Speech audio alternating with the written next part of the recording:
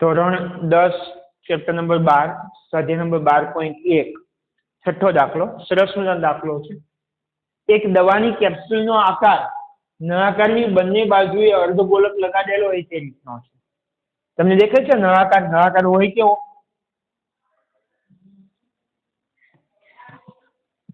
આવો હોય નળાકાર। આ બંને બાજુએ શું લગાવેલો છે? હવે અર્ધગોલક।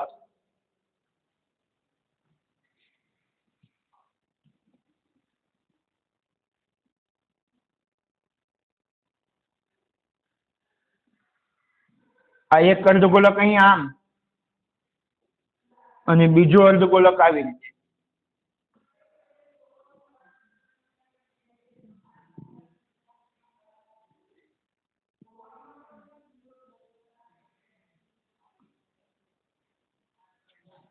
દવાની કેપ્સ્યુલ જોઈ તમે? પીધી દવા? ક્યારે પીધી?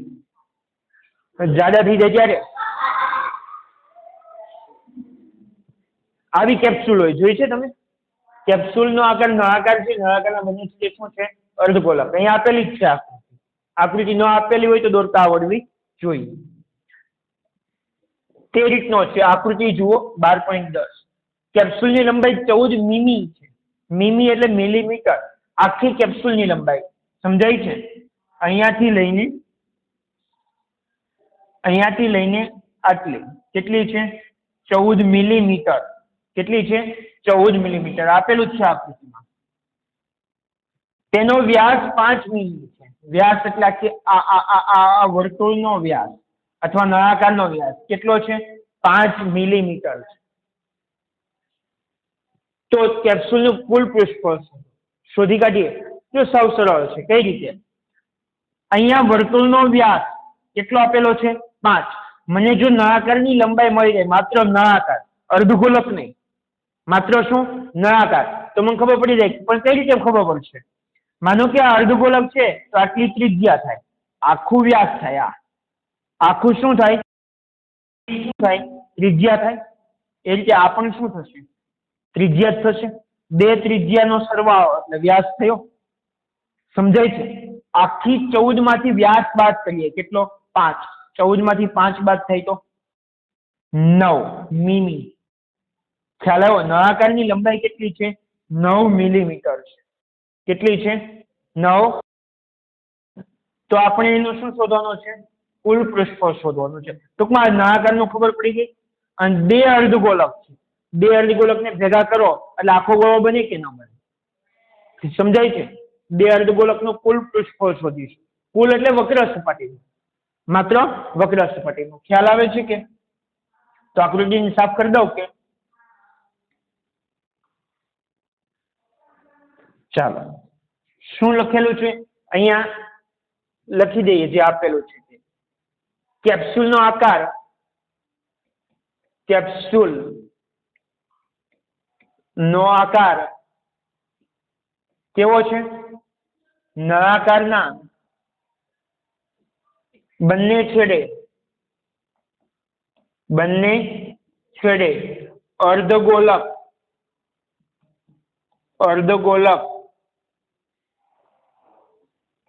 લગાવેલ હોય તેવો છે। ચાલો નળાકાર માટે લખીએ। સૌથી પહેલા અર્ધગોલક માટે લખીએ। અર્ધગોલક માટે ચાલો વ્યાસ કેટલો આપેલો છે? 5 mm। 5 એટલે વ્યાસ એટલે ડી કેટલો આપેલો છે? 5 mm। mm એટલે મિલીમીટર।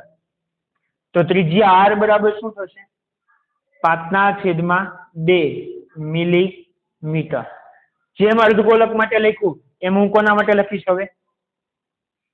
નળાકાર માટે। નળાકાર માટે બે વસ્તુ હોય, વ્યાસ અને ત્રિજ્યા અને ઊંચાઈ।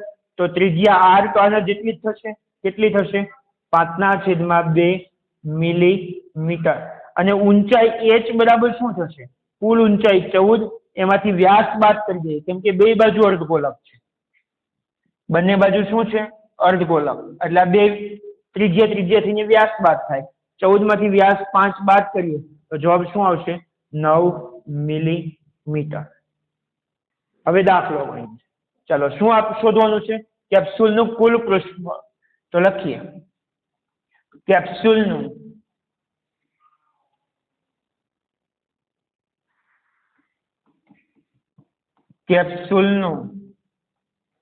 કુલ પૃષ્ઠફળ કઈ રીતે શોધીશું? નળાકારની વક્ર સપાટીનું ક્ષેત્રફળ, નળાકારની વક્ર સપાટીનું ક્ષેત્રફળ. બોલો, વક્ર સપાટીના ક્ષેત્રફળને શું કહીશું? CSA પ્લસ 2 ગુણ્યા અર્ધગોળાની 2 ગુણ્યા, કેમ 2 બાજુ અર્ધગોળક છે એટલે શું કરીશું? 2 ગુણ્યા અર્ધગોળકનું CSA. CSA એટલે કર્વ સરફેસ એરિયા. ખ્યાલ આવ્યો? ચાલો, બરાબર. નળાકારનું CSA, નળાકારની વક્ર સપાટીનું ક્ષેત્રફળનું સૂત્ર બોલો. 2πRH પ્લસ 2 ગુણ્યા અર્ધગોળકની વક્ર સપાટીનું ક્ષેત્રફળ બોલો. 2πR². ચાલો, આમાંથી 2 ગુણ્યા 2 એટલે 4 થશે. સમજાય છે? 2 માં સરખું શું છે? ગણતરીમાં સરળતા રહે. 2πR છે ને, એટલે 2πR સામાન્ય. આમાંથી શું બચ્યું? H પ્લસ 2 ગુણ્યા 2, એમાંથી 2 સામાન્ય કઈ જાય તો 1 2 બચ્યા ને. પાઈ R² માંથી 1 R સામાન્ય કઈ જાય તો 1 R તો બચે જ. ચાલો, 2 કિંમતો મૂકીએ. પાઈની કિંમત કીધી છે લેવાની? નથી કીધી. તો કેટલી લઈશું? 22 સપ્તમાંશ 22/7 ગુણ્યા R. R કેટલો? 5/2. 5/2 કૌંસમાં H કેટલી? અહીંયા શોધો ને આપણે.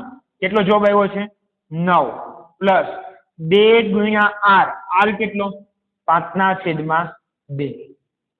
ચાલો, શું કેન્સલ થશે? આ 2 કેન્સલ. સમજાય છે? 22 વત્તા 110 છેદમાં 7 કૌંસમાં 9 ઉભા. અહીંયા 2 કેન્સલ થાય છે.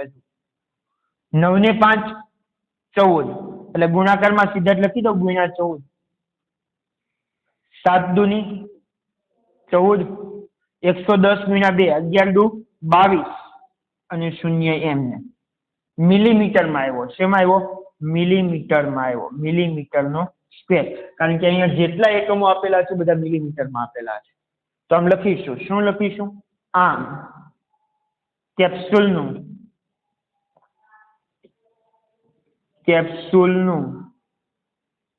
પૃષ્ઠફળ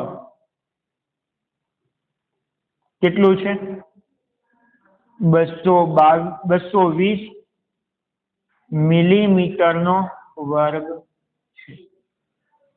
સમજ પડે છે કે કેપ્સ્યુલ છે, કેપ્સ્યુલ ટૂંકમાં કયો આકાર, કયા 2 આકારના સંયોજનથી બને એ સમજ પડવી જોઈએ. કેપ્સ્યુલ છે નળાકાર અને બંને છેડે શું હોય છે? અર્ધગોળક. નળાકારના બંને છેડે અર્ધગોળક હોય તો બને કેપ્સ્યુલ. એટલે આગળના દાખલામાં આપણે રમકડું જોયું હતું, શંકુ વાળો. સમઘન ઉપર અર્ધગોળક મૂકેલો હતો, સમઘનમાંથી અર્ધગોળક કાપેલો હતો. ટૂંકમાં આકૃતિ મગજમાં આવે તો એના પરથી વિચારીને સૂત્ર મૂકવાના છે, બીજું કશું જ નથી. બે પદાર્થમાં તમે આવા સેમ દાખલા 9મા ધોરણમાં કરેલા છે. 9મા ધોરણમાં શું કરતા હતા? માત્ર નળાકારની વક્ર સપાટીનું કે માત્ર અર્ધગોળકની વક્ર સપાટીનું. એક કરતા વધારે પણ આકારો ભેગા નહોતા કર્યા. અહીંયા 10મા એક કરતા વધારે આકારનું સંયોજન છે અને એનાથી જે આકારો બને એનું આપણે પૃષ્ઠફળ શોધવાનું છે અને ઘનફળ શોધવાનું છે. ખ્યાલ આવે છે? હા, લખી લો.